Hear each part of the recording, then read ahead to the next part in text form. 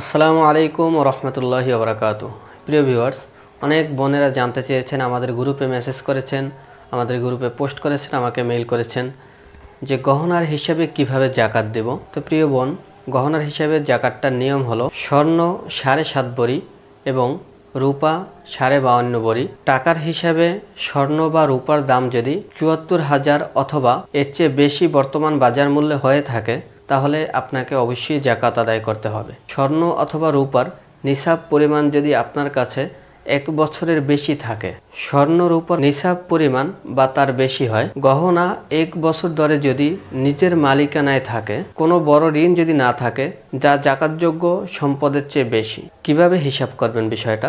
আপনি আপনার আশেপাশে যে কোনো জুয়েলারি দোকানে গিয়ে আপনি দেখবেন বর্তমানে স্বর্ণ রূপার মূল্য কত, অথবা অনলাইনে দেখবেন।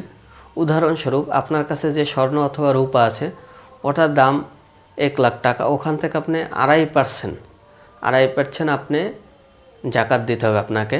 2.5% বলতে 1 লাখ টাকায় তাহলে আপনার মাত্র 2,500 টাকা জাকাত আসতেছে। আপনাকে 2,500 টাকা জাকাত দিতে হবে। গহনার জাকাত কাকে দিবেন?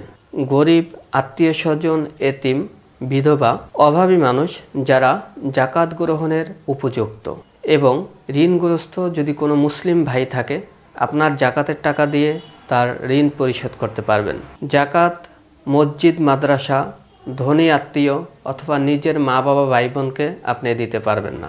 যদি কেউ জাকাত দিতে না চান তাহলে তার জন্য করণীয় কি?